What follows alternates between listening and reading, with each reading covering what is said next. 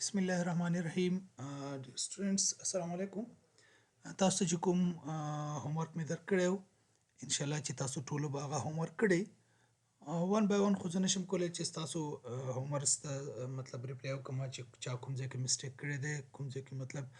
مشکل لري نو په دې وجه باندې هماغه کوېسچن زه تاسو ته دوباره سالو کوم تاسو خپل کوېسچن دې سره بیا کمپیر کړئ چې کوم ځای کې تاسو غلطي کړي تاسو ته به خپله غلطي معلومه شي Question of a company purchase a machine at the cost of Afghani 1,40,000 په 1,40,000 په موږ شتمنۍ اخیستې ده نو کاست موږ ته راکړی 1,40,000 estimate life of the asset is 10 year لس کاله تخمیني عمر دی نو estimate life راکړی لس کاله and residual value is Afghani 20,000 او د کباړ نرخ راکړی 1,000 دی compute the annual depreciation expense on straight line method په straight line method باندې وای تاسو دا معلوم کړئ depreciation expense and prepare schedule of depreciation for life of asset او د دې ټول عمر لپاره تاسو depreciation schedule جوړ کړئ چې ټول عمر depreciation معلوم شي زموږ سره چې کوم computation of depreciation amount ولیکو کاست موږ ته راکړی 1,40,000 scrap value راکړی 20,000 او estimated life راکړی 10 years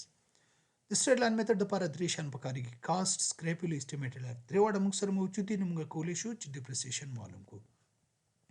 موږ سره straight line method فارمول دی کاست minus scrap value divided by estimated life نو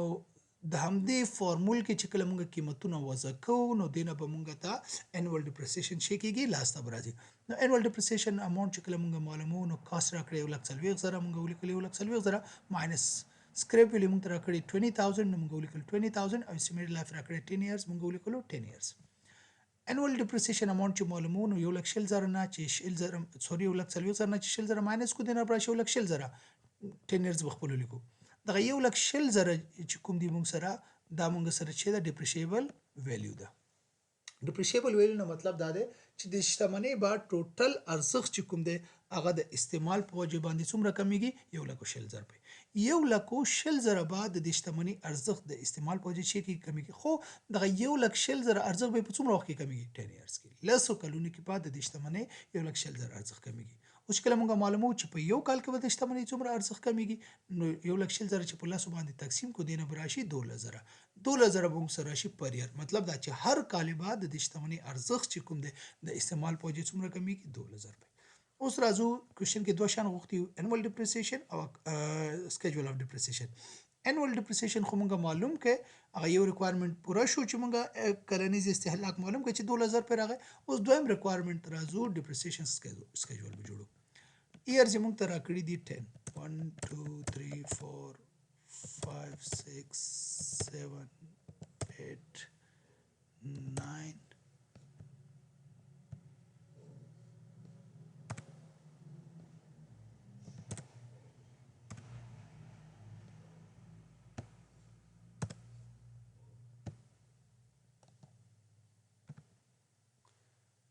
8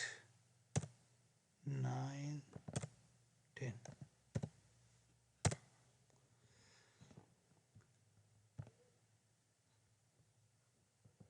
کاست موږ ته راکړی دی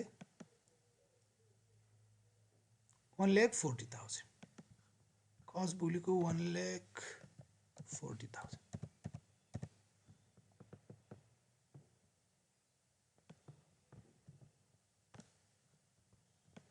انوال ډیپریسیشن به موږ ته په کوېسچن کې نه راکړی انوال ډیپریسیشن به موږ د فارمول په مدد سره پیدا کوو او موږ الریډي دلته د فارمول په مدد سره پیدا کړی دی چې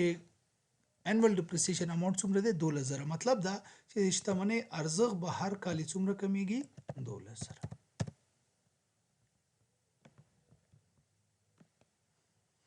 اکومولیټیو ډیپریسیشن چې کله مونږ معلومو نو د اول کال تیر کلاس کې مونږ ویل چې د اول کال انوال ډیپریسیشن او اکومولیټیو ډیپریسیشن به شي سیم وي ځکه سیم دی چې یو کال کې چې څومره ډیپریسیشن راغلی هماغه ټول مجموعي استهلاک د دویم کال چې کله مونږ اکومولیټیو ډیپریسیشن معلومو نو د تیر کال اکومولیټیو ډیپریسیشن بعد د دې کال د انوال ډیپریسیشن سره چې کېږي جمع کیږي نو تیر کال اکومولیټیو 12,000 او دې کال انوال ډیپریسیشن 12,000 دی نو 1212 څلورویشت سره دوه کالو بعد مجموعي ډیپریسیشن څومره راځي 40,000 د دریم کال چې کله موږ مجموعي استهلاک معلومو نو 40,000 د تیرو دوه کالو ډیپریسیشن نو 12,000 به دې کال په ډیپریسیشن راشي نو دا به موږ سره راشي 14,000 سره د څلورم کال چې کله مونږه اکومولیټیو ډیپریسیشن معلومو نو شپږ دېرش زره چې دی هغه د دریو کالو مجموعي استهلاکو 12,000 به څلورم کال کې نور په ډیپریسیشن راشي نو دا به مونږ سره راشي 48,000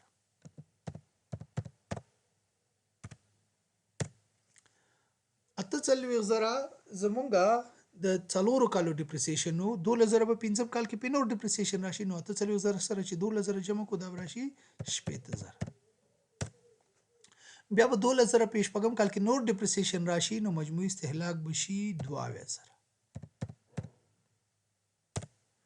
بیا به په 12,000 نور اووم کال کې ډیپریسیشن راشي نو 22,000 سره چې 12,000 جمع کو 84,000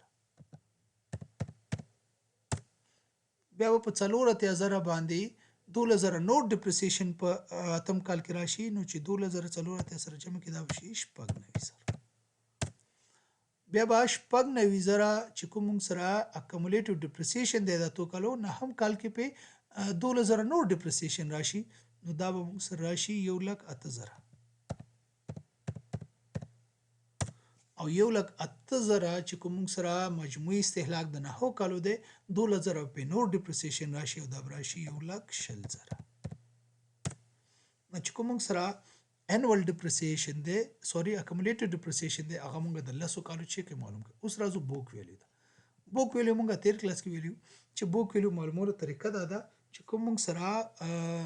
کاست دی هغه نه به موږ اکومولیټیو ډیپریسیشن به شي کو ماینس وکړو اوس به موږ د کاست نه اکومولیټیو ډیپریسیشن شي کو ماینس کوو نو کاست دی 1,40,000 ماینس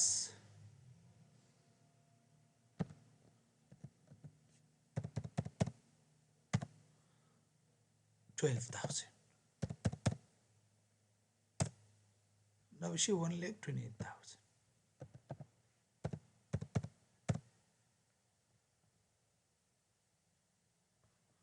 بیا موږ سره 1,40,000 نه بعد 24,000 به موږ چې کو ماینس وکړو 1,40,000 ماینس 24,000 د دویم کال چې کله بوک ویل معلومو نو د دویم کال اکومولیټیو ډیپریسیشن به موږ ماینس کو د راشي 1,16,000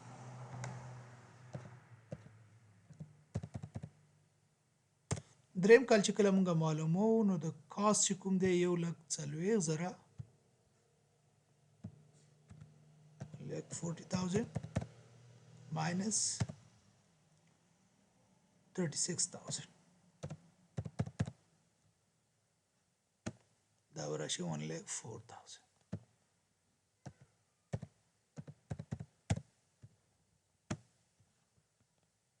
څلورم کال چې معلومو نو موږ به 1,40,000 ماینس 48,000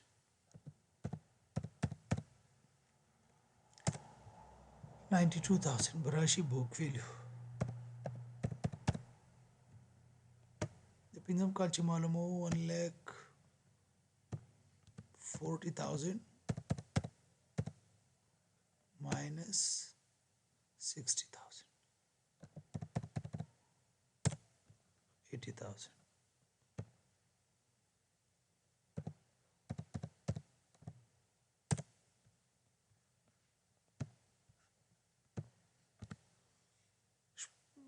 شپږم کال چې معلومو د 1,40,000 ماینس 72,000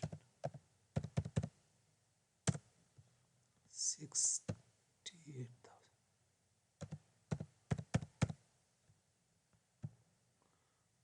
1,40,000 minus 84,000 1,40,000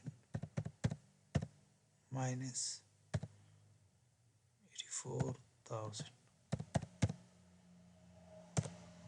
56,000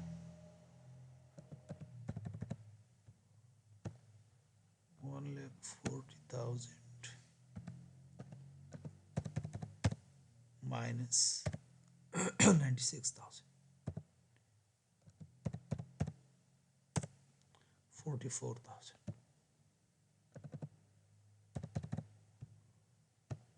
1,40,000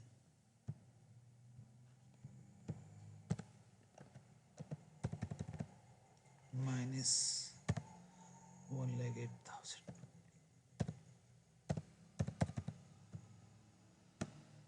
32,000.